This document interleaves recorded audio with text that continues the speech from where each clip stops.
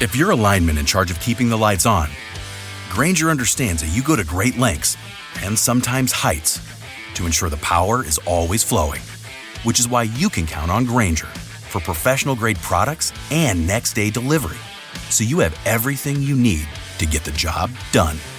Call 1-800-GRAINGER, click Grainger.com, or just stop by. Grainger, for the ones who get it done. Este es el espacio que conecta a todas las personas en el campo y la ciudad con el agro.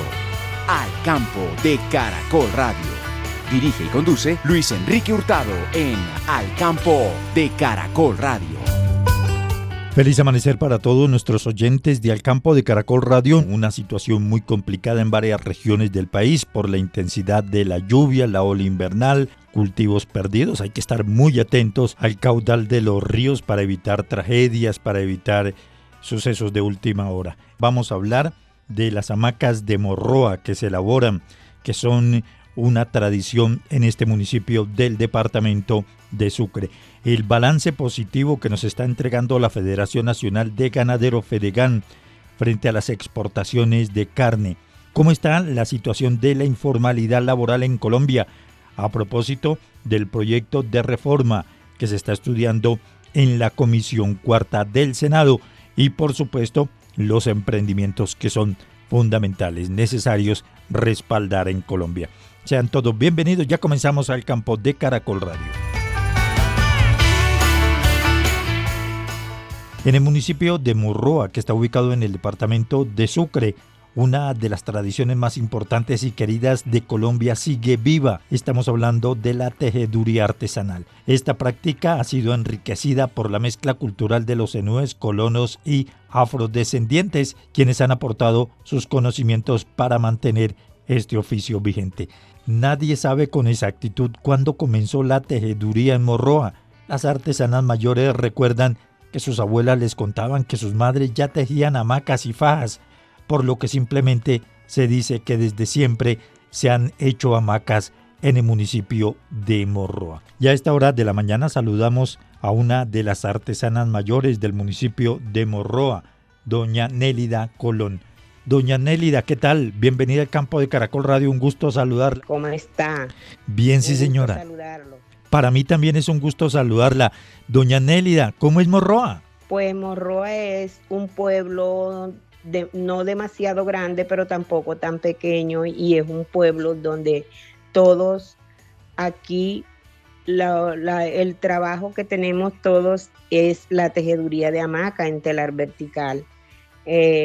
Nosotros aquí tenemos desde hace 350 años de tener este trabajo como si fuera lo más primordial del pueblo, porque es a donde se teje la hamaca en telar vertical, en hilo 100% algodón, toda clase y calidad de hamacas en diferentes tamaños.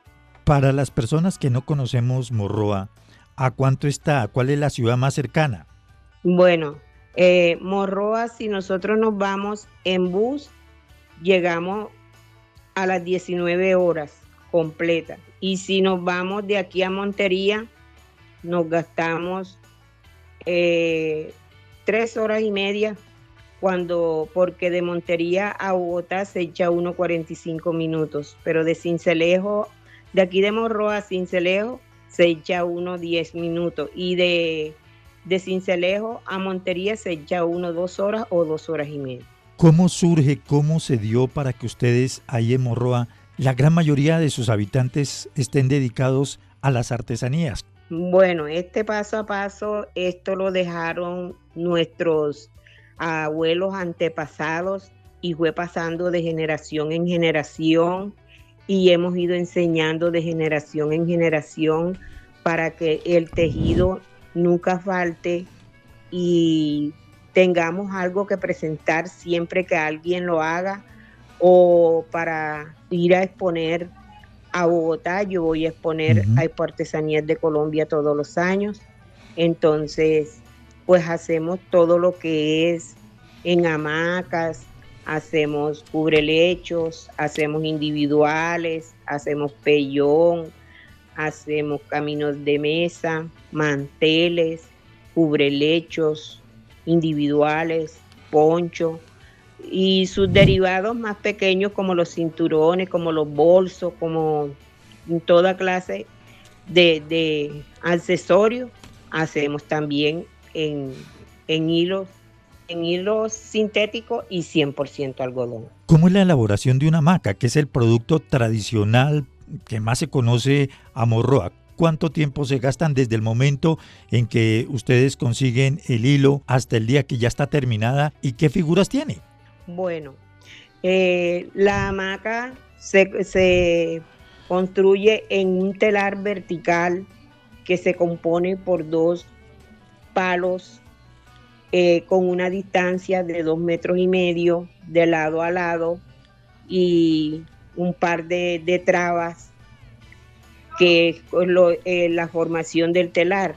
Entonces, para armar la hamaca, uno coge ese hilo, lo almidona primero, lo pasa al sol. Después que lo pasa al sol, uno devana 20 madejas de hilo. Con esas 20 madejas de hilo, uno pasa al telar vertical a armar la hamaca.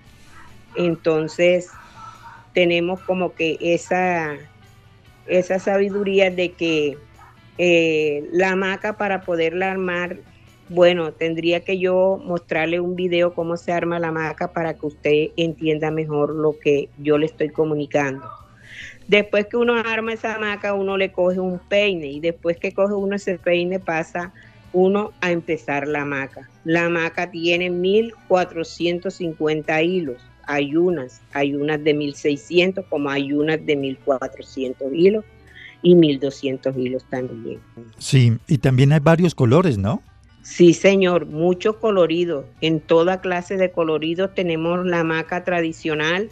En coloridos la arcoíris, que cogimos el diseño por el arcoíris en la forma como sale en nuestro firmamento. Así nosotros hacemos la hamaca de coloridos, que la llamamos arcoíris. Tenemos la hamaca de la pinta del sombrero volteado, que va en un color crema con negro.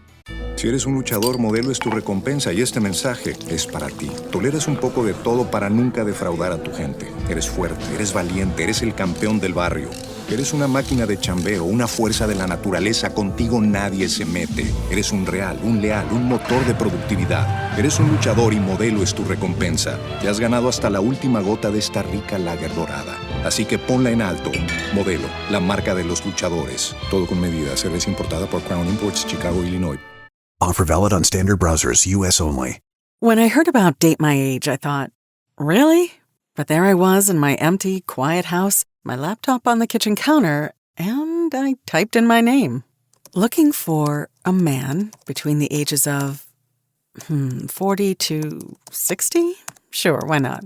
Date My Age is different. With verified profiles, you can feel safe and secure to explore meaningful connections with interesting and mature singles. Date My Age made it really easy. I could join and view online profiles for free. All of a sudden, my empty house wasn't so quiet anymore. I got so much attention, it just made me feel seen and alive. Date My Age helped me start a totally new chapter in my life.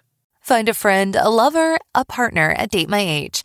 Get 60% off when you join at datemyage.com today. That's datemyage.com to connect with thousands of singles worldwide. datemyage.com. Y es otra hamaca tradicional de aquí del pueblo. Y tenemos muchas pintas de hamacas tradicionales que son en varios colorines y los colorines son fuertes. Y tenemos una hamaca labrada que la hacemos bordada también. Entonces son varias calidades y clases de hamaca y varios tamaños de hamaca. Hacemos la hamaca con fleco, hacemos la hamaca con macramé. Como usted la pida, así se le hace el diseño a la hamaca. ¿Cuál es el promedio del tamaño de una buena hamaca ahí hecha en Morroa? Bueno, el promedio de esa hamaca bien buena, matrimonial, es de 2,60 metros por 1,60 de ancho. Aunque a veces el ancho se le pasa más a uno porque a veces vienen un hilo más grandecito que el otro. Entonces, pero la medida completa de una hamaca matrimonial es de 2,60 por 1,60 de ancho. de tela. Y con las cabezas queda con un total de 3 metros con 40. Ahí en Morroa, ustedes elaboran unas hamacas blancas bien lindas que tienen unos tejidos, unas figuras especiales. Sí, señor, ese es el macramé que yo le estoy hablando, que se hacen hamacas con fleco, flequería sencilla y flequería gruesa, que es la del macramé. Y de ahí depende el precio también, ¿no? Sí, señor, de ahí dependen los precios de las hamacas. ¿Quiénes compran más hamacas ahí en Morroa, los colombianos o los extranjeros? Bueno, ¿qué le diría? Aquí en Morroa pues vienen muchos turistas en épocas de Semana Santa, en épocas del Pito Atravesado, que es una tradición de aquí del pueblo, que ahorita llega, que es desde el 29 de junio al 4 de julio. Entonces vienen muchos turistas, vienen de varias partes porque traemos comparsas de todas partes, entonces también vienen invitados y siempre uno tiene la temporada de vender. En el mes de enero para febrero también nosotros tenemos buenas ventas de hamacas. Aquí vienen muchos turistas, pasan por aquí cuando van para Coveñas, Sucre, para el mar, entonces de regreso llegan, compran la hamaca o se la llevan de paso. Así que entra mucho personal a comprar, pero también le digo que como nosotros las llevamos por Artesanías de Colombia en Bogotá, también ya muchos extranjeros compran mucha hamaca, porque nosotros siempre que vamos nos va súper bien. Ahora que yo fui, tuve una venta total de 18 millones de pesos, y eso que no creí que me fuera bien. No, claro, pero doña Nélida, es que el trabajo que ustedes hacen es muy hermoso, precioso. Venga, doña Nélida, en un comienzo se hablaba que este era un trabajo única y exclusivamente de mujeres, pero estaba viendo que ya también los hombres se están dedicando a elaborar hamacas, estar en artesanías, ¿es verdad? Sí, señor. Bueno, eso sí, como de 15 años para acá, el hombre ha tomado la iniciativa de tejer, porque era que antes el hombre que veían tejiendo y directamente le decían que el hombre que tejía era marica. Nosotros decíamos, pero ¿por qué? Si es que el hombre puede hacer de todo. Así como yo digo, un matrimonio compartido es cuando se comparte todo dentro de la casa, porque si la esposa se enferma, el esposo tiene derecho de hacerle un té a la esposa y no va a perder nada con eso. Si ve que se ensucia cualquier cosa, yo creo que con coger un traperito y limpiar lo que está medio sucio, pues para mí me parece que eso no es tampoco malo, sino que se ayudan mutuamente, y me parece que es maravilloso porque los dos tienen como que ese don de ayudarse el uno al otro. Entonces, el hombre ahora, aquí en Morroa, desde hace como 15 años, nosotros le decíamos a los hombres, pero empiecen, poníamos a los niños, a los jóvenes a tejer telas para los bolsos, porque se vendían los bolsos, pero súper rapidito. Entonces, como teníamos diseñador en ese entonces a Hernán Zajar, que es un diseñador de Cartagena, entonces nosotros nos ayudaban mucho. Entonces ellos los pusimos a tejer tela, empezaron tejiendo telas para bolsos, telas para calzado. Entonces, bueno, en fin, de ahí se sacó el estuche para el celular, se sacó la cartera, se sacaron muchos derivados de ahí. Entonces ya ahí empezaron los hombres a darse cuenta que el tejido daba para ayudar a comer también. Entonces, como no había más trabajo, iban practicando hasta el fin de que el hombre ya teje. Ahora yo creo que hay más hombres masculinos tejiendo que mujeres femeninas, porque ahora sí hay hombres tejiendo, bastante. Y ya no son raros, ¿no? No, ya no son raros, nadie nos mira con ese don. Oiga, doña Nélida, ¿qué es la empitada? La empitada es al final de la hamaca, cuando se teje toda la tela de la hamaca, que ya llega a su nivel de hacerle las cabezas para trenzarla y después pasar al empitado. Entonces es cuando ya uno finaliza, que ya termina la hamaca. Sí, señora. Bueno, ¿y qué otros productos? Me dice que ustedes también elaboran, pues no solamente bolsos, sino que también egredones, cubrelechos, otros productos del hogar, ¿no? Sí, señor, todos son productos del hogar y productos de cocina. Se hacen juegos de licuadora para tapar la licuadora, se hacen cogedores de ollas, accesorios de cocina, se hacen de todo. Y se hace mucho, se hace mantel, se hace individual, se hace caminos de mesa que son hermosos, los ponchos para las cabalgatas, cuando hay fiestas tradicionales en otras partes, compran mucho los ponchos y nunca dejan de mandarlos a hacer. Doña Nélida, para las personas que quieren comprar una hamaca que usted elabora y que son divinas, son muy bonitas, ¿cómo lo pueden hacer? Bueno, yo me encuentro aquí en Morroa, por la página de Instagram me pueden encontrar. Mari, entonces... ¿cómo que aparece en Instagram? En Instagram aparece como Nélida_Colón. Aparece como para mirar los productos. Claro, todo lo que se hace. Y ahí la encuentran y pueden hacer los pedidos ahí también directamente. Sí, señor. Y tenemos 2 números de teléfono que nos pueden localizar. Si quiere darlos, con mucho gusto. Si quiere mantenerlos en reserva, sí, con usted mucho dirá. Gusto. 320-549-9509, que es de mi persona, de mi hija. Aquí, 320-752-4247. Doña Nélida Colón, de verdad, muchísimas gracias por habernos acompañado esta mañana aquí en el campo de Caracol Radio, allí en Morroa, un municipio del departamento de Sucre, unas hamacas espectaculares. De verdad, muchísimas gracias, éxitos y que siga vendiendo, muy gentil. Bueno, gracias a usted por esta entrevista, muchas gracias, que Dios lo bendiga y pues espero de que me ayuden a encontrarme un mercado bien grande que yo pueda llamarlo más tarde a usted y decirle algo como para darle las gracias.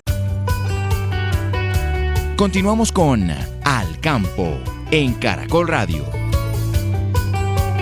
Uno de los proyectos que ha generado gran controversia en el país está relacionado con la reforma laboral que logró salir avante, se revivió en el Congreso de la República y ahora está a consideración de la Comisión Cuarta del Senado. Vamos a hablar de este proyecto por su importancia, por los efectos que tiene en materia de reducir la informalidad, que no solamente se presenta en las grandes ciudades, sino que también tiene un efecto directo en el campo colombiano. Nos acompaña el doctor Carlos Prada, él fue subdirector del Departamento Administrativo Nacional de Estadísticas DANE y conocedor a la perfección del mercado laboral en el país. Doctor Carlos, bienvenido al campo de Caracol Radio, un gusto saludarlo, ¿cómo amanece? Bueno, Luis Enrique, muchas gracias por la invitación. Pues en efecto lo que va a suceder en la Comisión Cuarta del Senado es un debate, el tercer debate de la reforma laboral que tendrá como insumo principal lo que terminó aprobado en la Cámara de Representantes el año pasado. Se van a tocar temas tradicionales, que yo llamo tradicionales, que se volvieron en la discusión, que es el tema de los recargos nocturnos, el tema de las horas extras y probablemente lo del contrato de aprendizaje de los aprendices del SENA.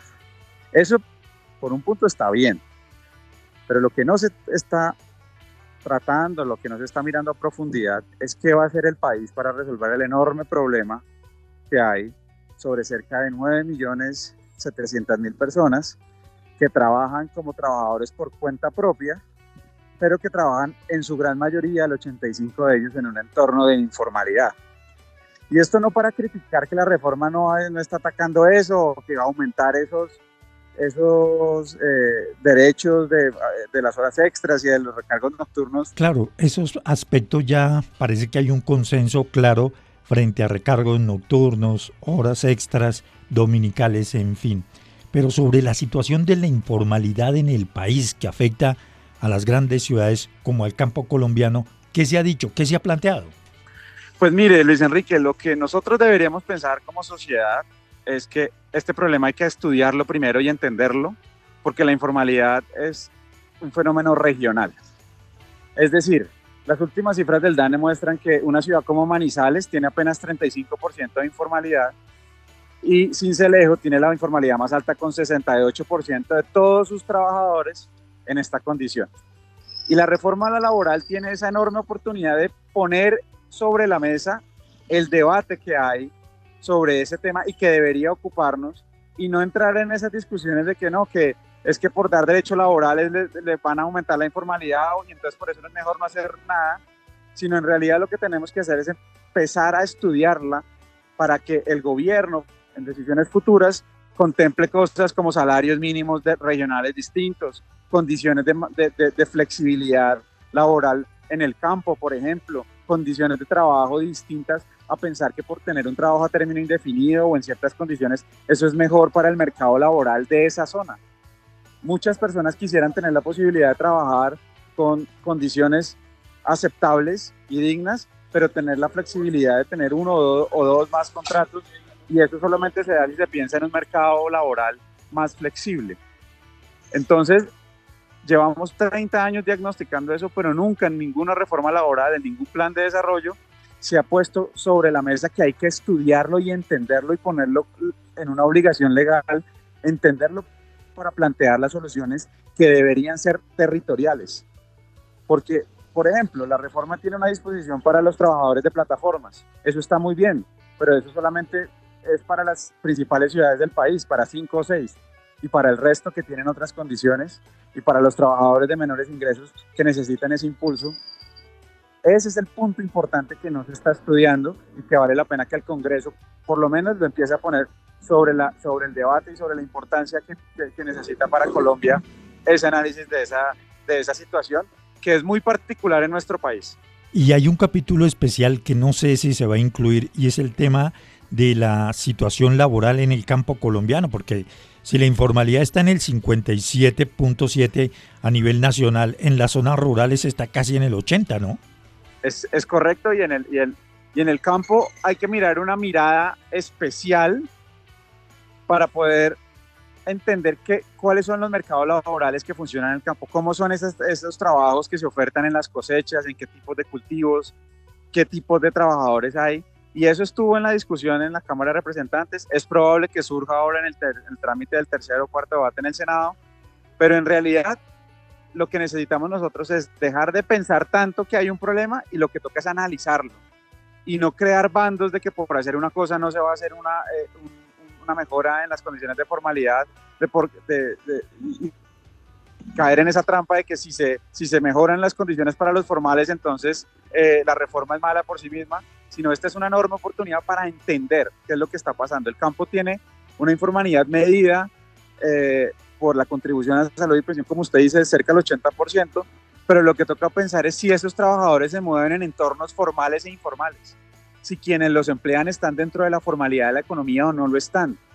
Hay un dato que quiero que lo tenga presente, que vale la pena considerarlo. Sí. De los 23.5 millones de personas ocupadas en Colombia, 14 millones están en microempresas. ¿Sí? 14 millones. Sí. Y de esos 14 millones, el 85% de los trabajadores son informales. Entonces, ese microempresario en sector urbano y rural es al que hay que llevar a la formalidad. Formalizar la economía no implica simplemente que estén cotizando a salud y pensión o que tengan una afiliación u otra.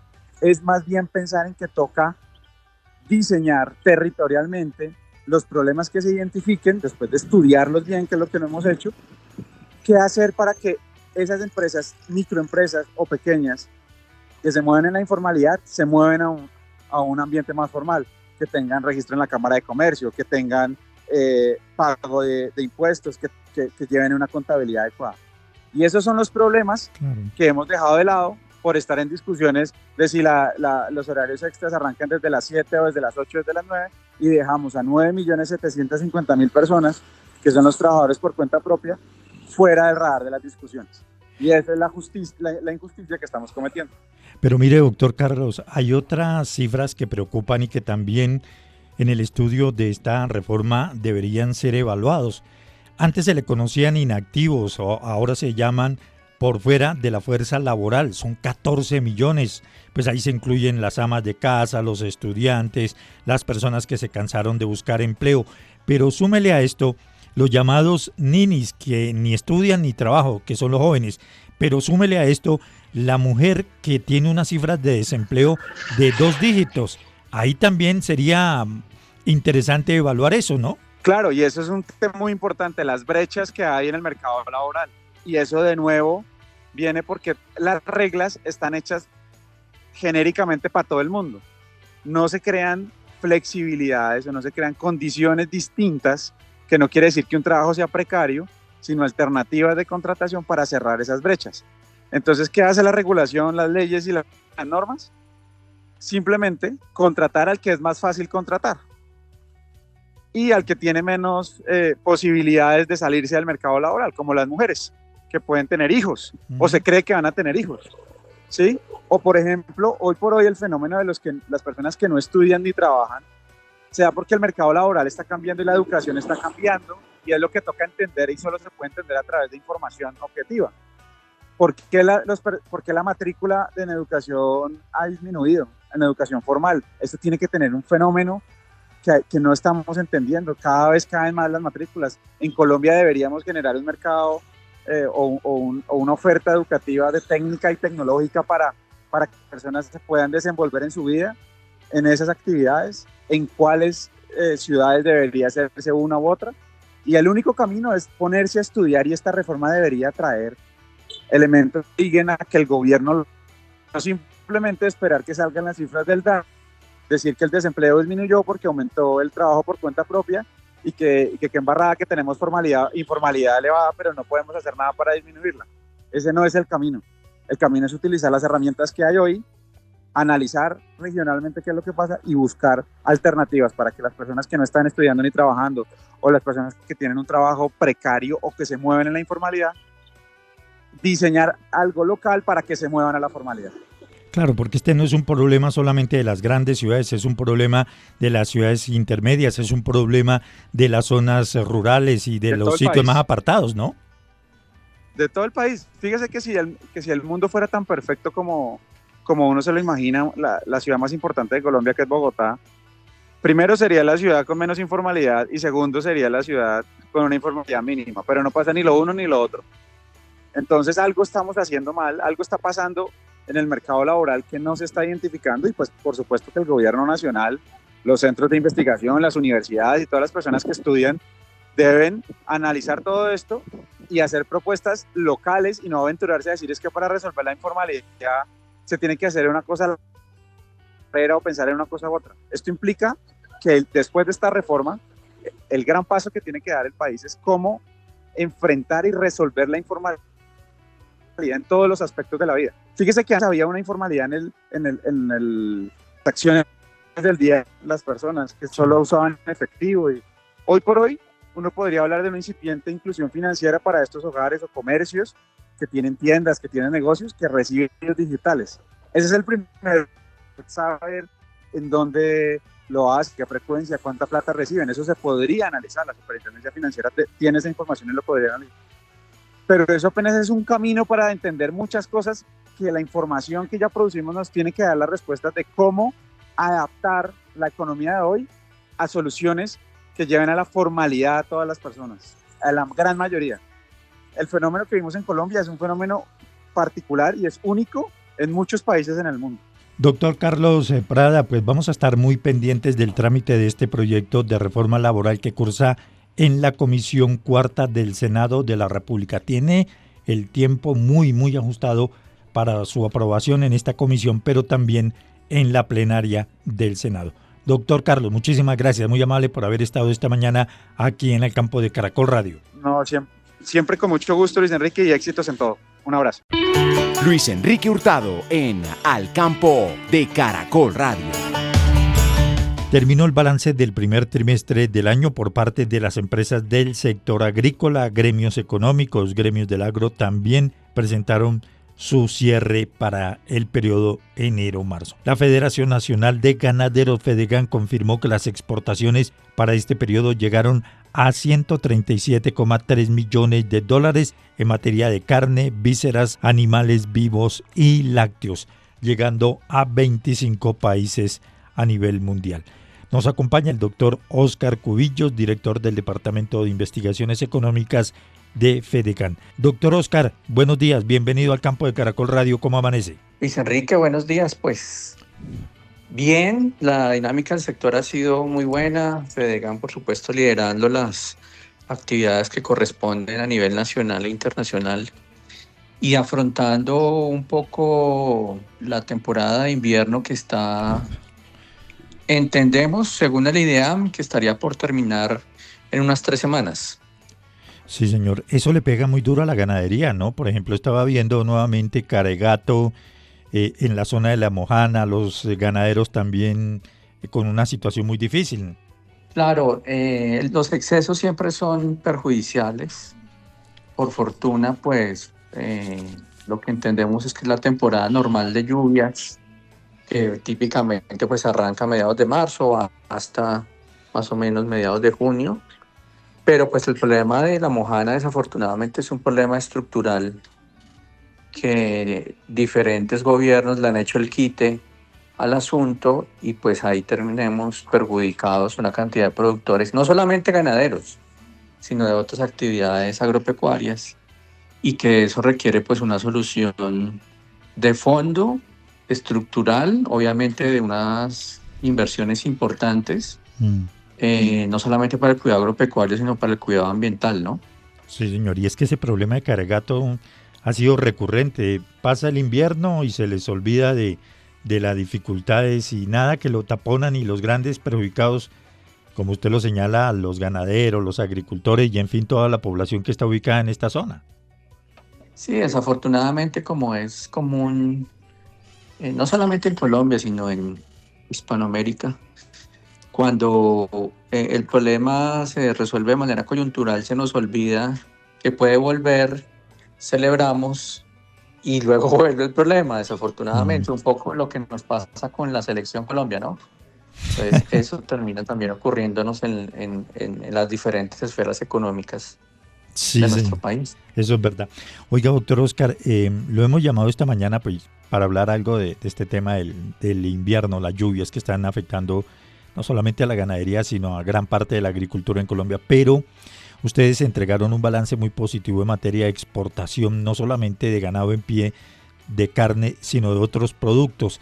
¿Por qué no nos revela esas cifras? Nos hace un balance de lo que fue el cierre del primer trimestre del año. Sí, Luis Enrique, un trimestre muy bueno, no solamente en exportaciones, sino también en consumo interno. Bueno, las exportaciones como tal, 137 millones de dólares exportados en el primer trimestre del año.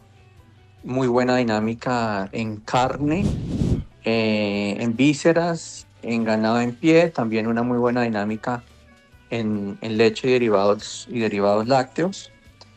El tema de carne, apenas con un año de hacer efectiva la exportación a China, ya China es el principal comprador de carne colombiana. Una muy buena noticia porque pues, es un mercado de 1.400 millones de habitantes. Entonces esa dinámica, por supuesto, esperamos que se siga incrementando. El tema de animales en pie, también con muy buenas exportaciones. A los mercados tradicionales que nos compran en pie, que es prácticamente Medio Oriente, Jordania, Irak, Egipto, Arabia Saudita. Y en carne las exportaciones suman unos 54 millones de dólares y en animales en pie unos 66 millones de dólares. En vísceras 5 millones de dólares, que es complementario, por supuesto, las partes que no se deben desechar, que se pueden aprovechar.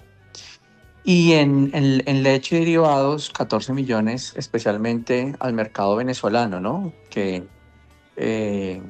dada la competitividad del sector lechero, pues nos queda muy fácil exportar a Venezuela, ¿sí? A diferencia en carne, que hay más competitividad, se puede llegar al otro lado del mundo, ¿sí? Ha sido muy bueno y además el consumo interno, pues se mantiene, digamos, constante. El primer trimestre del año, la faena, o sea, el sacrificio de bovinos, creció 12%. De hecho, las cifras del PIB que salieron la semana pasada también frente a la faena están reflejando un crecimiento casi del 14%, que es muy bueno. Y el crecimiento en la producción de leche, de acuerdo al PIB, también es importante, 12%. El tema con el crecimiento en la producción de leche es que con el alto nivel de oferta y también de leche importada, que este año se ha mitigado un poco de todas maneras afecta los precios al productor, ¿no? Pero digamos en general ha sido una muy buena dinámica, un muy buen trimestre, un muy buen año. Las variables también macro han ayudado, la tasa de cambio, los precios internacionales. Y bueno, esperamos que siga siendo positivo el resto de 2025. El tema de la China, este mercado, hay una gran controversia por la firma de ingresar Colombia a la ruta de la seda. Pero ¿cómo lograron ustedes llegar y conquistar este mercado? Pues Luis Enrique, el trabajo de la conquista del mercado chino, o al menos de la apertura del mercado chino por parte de la carne colombiana, es un trabajo de más de una década en conjunto de Fedegan, el Ministerio de Agricultura, el Ministerio de Comercio, el ICA, diferentes frigoríficos que de manera persistente insistieron en la apertura de ese mercado, pues dado el tamaño, la importancia que tiene, prácticamente está ya el 20% de la población del mundo. Entonces esa persistencia por fortuna terminó dando éxito, y no solamente pensando en China, sino en muchos otros mercados de Asia-Pacífico. Indonesia, Malasia, Singapur, también hay que meter en el radar más a largo plazo a Corea del Sur, en fin, hay una cantidad de países con altos niveles de población y con buen poder adquisitivo.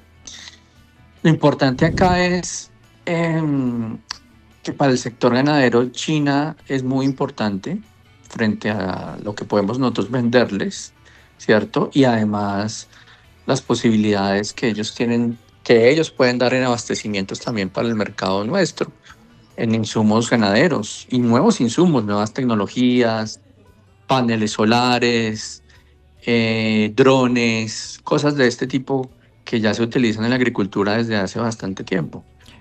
Entonces, la ruta de la seda termina siendo estratégica para el sector ganadero, y pues bueno, ojalá para otros sectores también termine siendo muy positiva.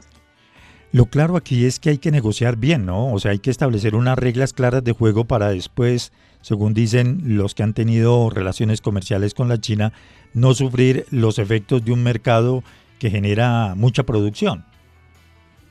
Claro, es que China desde hace muchas décadas entendió que la conquista que hacen ellos no la hacen con ejércitos, como dirían en política internacional, no la hacen con hard power, sino que la hacen a través del comercio, ¿sí? A manera de cooperación, de vender, de comprar, de desarrollar proyectos de manera conjunta, ¿cierto? Una forma más colaborativa entre estados. Claro, como en cualquier escenario hay que saber negociar bien, ¿cierto? Pero aquí lo importante es poder tener un socio de este tamaño, ¿cierto? Que fíjese en un escenario paralelo, Luis Enrique, por ejemplo, Estados Unidos. Sí. Estados Unidos, tenemos un tratado de libre comercio que el jueves pasado cumplió 13 años, ¿sí? Y desafortunadamente, pues todavía no se permite el ingreso de carne colombiana a ese mercado. Y somos aliados desde la época republicana, ¿sí? Entonces, prácticamente desde la existencia de los dos países, son países aliados, pero entonces también las alianzas tienen que demostrarse con hechos, ¿sí? Y si China está más abierto a cooperar, a colaborar, a comerciar, a desarrollar proyectos, pues es importante tenerlo en el radar y no marginarlo, ¿no? Muy importante. Sí, señor. Doctor Oscar, para este segundo trimestre se está jugando, y para lo que resta del año, ¿qué mercados están visualizando ustedes que podrían llegar y podrían conquistar? Bueno, el tema de Estados Unidos, que sigue estando en el radar, digamos en el checking list de lo que está pendiente, está el tema de trazabilidad e identificación animal, pero que habrá que ver cómo las posturas de relacionamiento entre gobiernos, ¿cierto? Pudiera agilizar la apertura. Realmente, pues, cumpliendo ese check-in list, que quedaría es como un acercamiento comercial entre los países, seguramente no va a ser tan sencillo. Pudiera tardarse algún tiempo más, ¿no? Depende más del relacionamiento, hablándolo per se, de relaciones internacionales entre los dos países. Pero además, bueno, aparte, por supuesto, está el tema de Asia-Pacífico, otros países de Asia-Pacífico.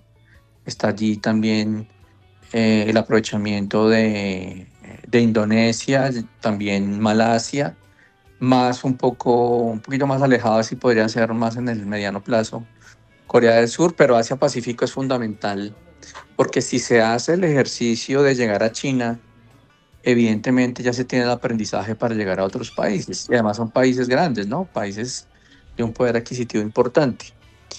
Y por supuesto, pues seguir con los otros 27 que ya tenemos, donde está muchos países de Medio Oriente, Norte de África, sigue Rusia.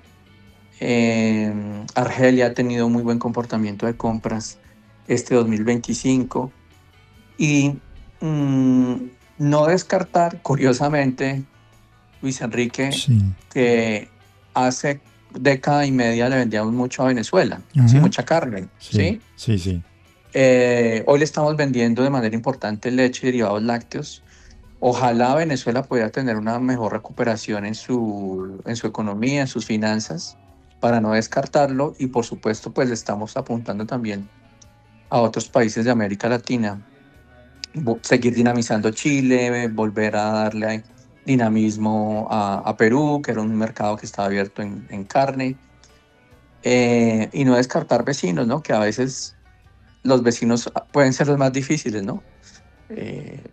La venta en Ecuador, el Caribe siempre es importante, aunque son mercados más pequeños, tienen unos muy buenos niveles de precios por lo turístico que es el Caribe, ¿no? Sí. Entonces realmente estamos con una estrategia muy diversificada, pensando en muchas regiones. Por supuesto vamos paso por paso, porque también hay que pensar en que no le podemos apuntar a todo si no tenemos la oferta para venderle a quien le estamos apuntando. Entonces también hay que ir evaluando esos incrementos de oferta. Por supuesto el hato ganadero ha venido creciendo, pero hay que seguir teniendo esa apuesta tanto productiva como en diversificación de mercados. Sí, señor. Usted hablaba del hato ganadero. ¿Cómo estamos hoy en día? ¿Se ha mantenido estable? ¿Ha crecido para atender a todos estos mercados que nos está usted relacionando de poder llegar más los 25 que ya se han conquistado? 30 millones de animales. Somos el hato número 12 del mundo, muy pegaditos por 300 animales menos frente al número 11, que es Nueva Zelanda. Estamos allí. Por supuesto, pues nosotros en el año 2016 teníamos un hato de 24 o 25 millones de animales, ha venido creciendo. Pues eso también da garantías para tener mayor producción de carne, mayor producción de leche. Y también los ganaderos han respondido mejorando su productividad, animales más gordos, más pesados, con más carne, también con mejor rendimiento en leche, que a veces es perjudicial porque con más leche los precios caen, como lo hemos visto en los últimos años. Pero el ganadero viene haciendo la tarea. Por supuesto, nosotros estamos en materia exportadora apenas cursando primaria, ¿sí? Fíjese el vecino que tenemos. Brasil exporta 2 millones de toneladas de carne al año. Nosotros exportamos 60.000 toneladas. Estamos haciendo nuestro kinder, ¿sí? Pero con un aprendizaje muy importante, que ya estando en kinder, pues tenemos 27 mercados y esperemos llegar a la primaria con mejores aprendizajes, mejor rendimiento, mejor competitividad, que al fin y al cabo pues se traduzcan en mejor ingreso para el ganadero, ¿no? Doctor Oscar Cubillos, de verdad muchísimas gracias por haber estado esta mañana aquí en el campo de Caracol Radio, este balance en materia de exportaciones, cómo conquistaron el mercado de la China y pues el panorama de lluvias. Muy amable, gracias, un feliz día. Con gusto, Luis Enrique, aquí estamos pendientes y vamos a ver el clima cómo se sigue comportando. Continuamos con Al Campo en Caracol Radio. La Cámara de Comercio Colombo-Americana viene trabajando en un proyecto que tiene como meta relacionar a los empresarios del sector agroindustrial con inversionistas de los Estados Unidos con el fin de aprovechar este mercado. Hoy tenemos 2 emprendimientos de 2 mujeres que buscan conquistar precisamente este mercado, el de los Estados Unidos. Saludamos a Michelle Suárez de ARS Orgánicos, que está ubicado en la costa caribe colombiana. Michelle, buenos días, bienvenida al campo de Caracol Radio, un gusto saludarla. Muy amable, muchas gracias. Muy bien, gracias a Dios. Bueno, Michelle, ¿cuál es la empresa que usted maneja? ¿A dónde están exportando y cómo les ha ido? Nosotros somos ARS Organics, somos una comercializadora y una exportadora de frutas. En estos momentos estamos distribuyendo hacia Europa, hacia Canadá, también hemos enviado a Arabia Saudita y Estados Unidos. Michelle, ¿cómo fue ese proceso para ustedes lograr conquistar estos mercados y cuáles son los productos que venden a estos países? Bueno, el proceso no ha sido nada fácil porque independientemente nosotros hemos tenido, digamos que, ciertos apoyos de algunos aliados, entre esos la Cámara de Comercio de Cartagena, en estos momentos la Cámara de Comercio de Bogotá, aliados también estratégicos, exportadores y comercializadoras que nos están apoyando. Digamos que hay mucha expectativa con las frutas que son el producto que yo manejo dentro de ese comercio. Claro, ¿qué frutas exportan? Estamos exportando lo que es mango de azúcar principalmente, de la región de Magdalena, de la costa de donde yo soy. Estamos también manejando piña, aguacate, limón Tahití. Y cualquier otro producto de fruta fresca o pulpa, como naranja, limón y de piña. Ahora, ¿cuáles son esos requerimientos que exigen estos mercados para poder llegar allá? Principalmente son protocolos fitosanitarios que hay que manejar dentro del programa de un plan de trabajo que revisa y realiza el ICA y apoya a muchos productores, incluyendo a los exportadores y las comercializadoras en estos momentos. Para poder manejar esos programas fitosanitarios de la mano del ICA, nosotros como ARS también tenemos apoyo agronómico dentro de nuestra propia empresa.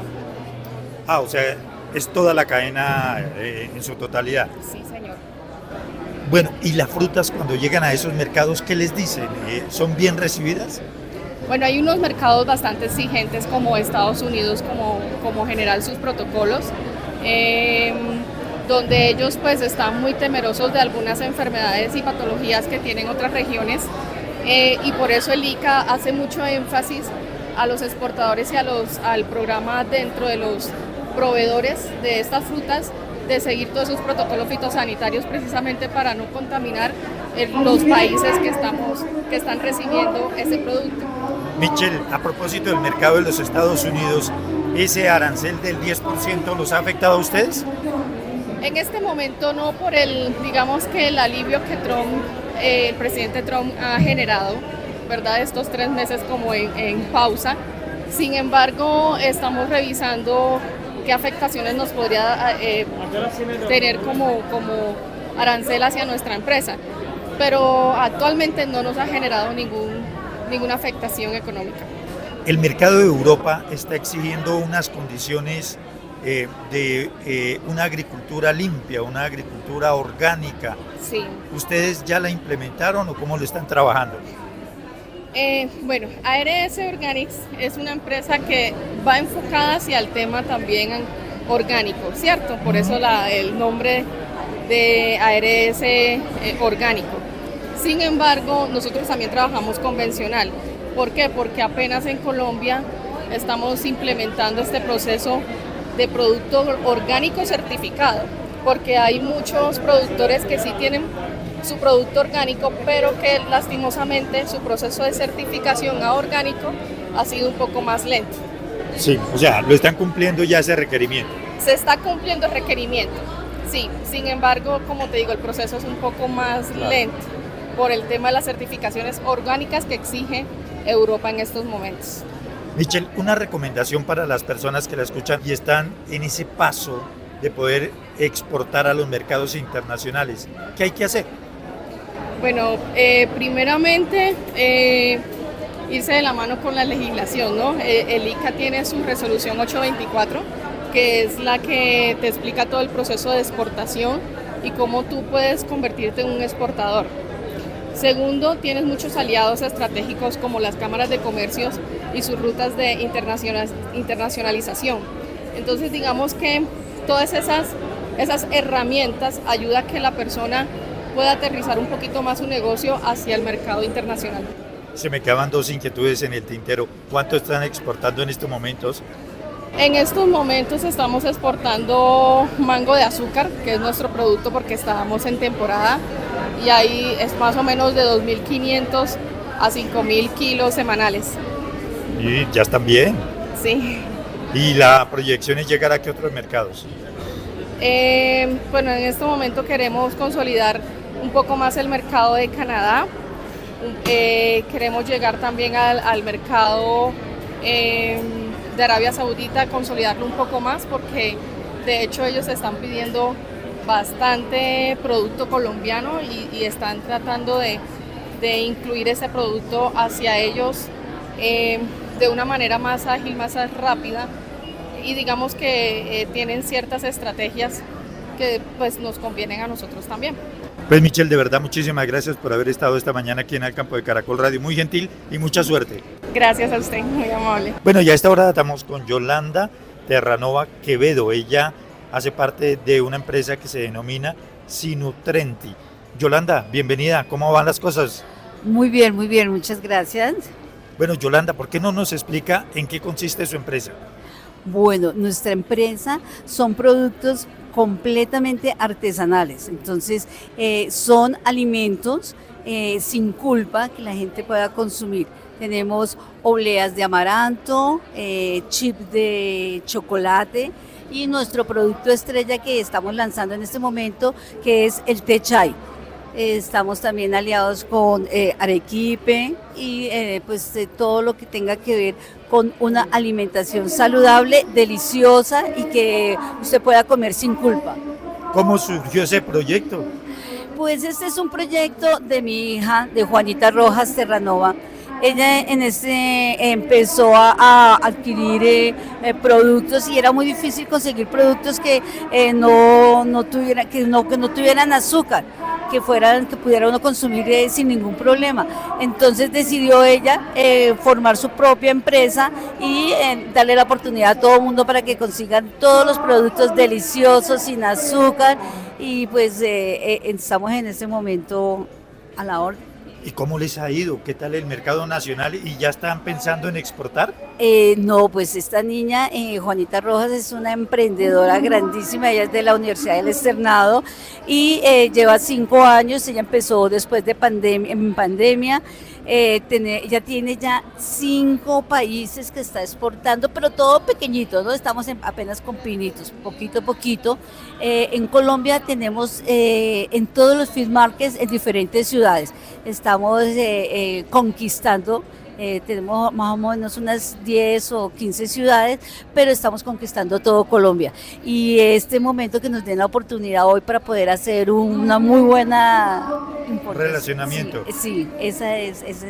O sea, la idea es llegar al mercado de los Estados Unidos. Ya estamos en Estados Unidos, pero por lo que te digo, en una empresa, ahí tenemos una representante y le vamos a llevar más de emprendedores para que ella pueda continuar con su proyecto. Queremos llegar a Canadá, a México, que no hemos llegado. Para un emprendedor la tarea no es fácil, ¿no? No, esta niña es una maga y ha logrado muchísimas cosas y yo la admiro. Yo soy la mamá de Juanita Rojas. Claro, no, y usted también la respalda y claro, la apoya en todo eso. Toda la familia, ella trabaja con toda la familia y eso es lo que ha hecho que ella logre muchísimas cosas. ¿Qué ha sido lo más difícil para su hija, que es una emprendedora, llegar a mercados internacionales?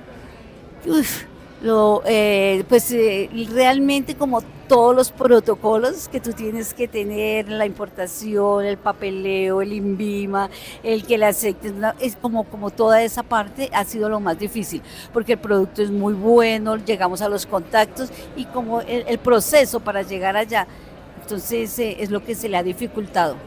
Ahora, la parte económica, cuando necesita empréstitos para respaldar la producción, ¿Ha sido fácil o también ha sido complicado como todos los emprendedores? Pues lo que te decía yo, que ella es una maga, ella es súper recursiva, ella aprovecha todo, se ha acogido a la Cámara de Comercio, ella ha estado ahorita como ella es tan joven, con un grupo, con un emprendimiento, y a ella le patrocinaron ¿cómo se llama? Emprendedores jóvenes. Y le patrocinaron, a ella le dieron un presupuesto para poder subir, pero sí le ha tocado duro, claro, con préstamos acá, préstamos allá, el apoyo de la familia, sí, no es fácil, pero ha logrado muchísimo. ¿Sí? Sí, claro, para tener 5 años apenas, ser tan joven, nos sentimos felices con todo lo que hemos logrado. ¿Cuántos años tiene su hija, la emprendedora? Ella tiene 32 años. Ah, no, pero está súper joven. Sí. Y ya con el éxito que tiene, ¿qué recomendación daría usted como madre de una emprendedora para los emprendedores o aquellas personas que están intentando emprender en este mercado? Que sí se puede, esa palabra no es de cajón, sí se puede. Hay que tener muchísima disciplina, ser muy recursivo, aprovechar todas las cosas que nos está dando el país, tener conocimiento, venir a las clases de Cámara de Comercio, saber quién nos está ofreciendo servicios y mirar que sí se puede. Y pues definitivamente el apoyo de la familia es fundamental. Sí, bueno, y finalmente un teléfono donde las personas que de pronto estén interesadas en comprar los productos, aquí tenemos este teléfono, no sé si es el 305-815-0695. Sí, señor. Ahí es Sinutrenti, ahí tú puedes pedir. Nosotros llegamos a todos los feed market, pero si tú quieres un pedido, si te puede hacer un pedido, te mandamos la página para que escojas todos los productos que quieras y te consientas saludablemente. Doña Yolanda, muchísimas gracias. Suerte, ¿no? Gracias a ustedes. Dios los bendiga. Nos despedimos, nos volveremos a escuchar para continuar hablando, dialogando de los hechos, las noticias más importantes del sector agroindustrial. Toda la información, las entrevistas, las encuentran en nuestra página www.caracol.com. Buscan programas y ahí pueden ubicar Al Campo. Pero también en Spotify, en el buscador Al Campo, y van a encontrar todas las entrevistas, los hechos, las noticias más importantes. Vamos a hacer deporte porque el deporte es salud, pero también a cuidarnos porque con el frío intenso aquí en la ciudad de Bogotá y en otras zonas del país nos puede generar alguna dificultad de salud.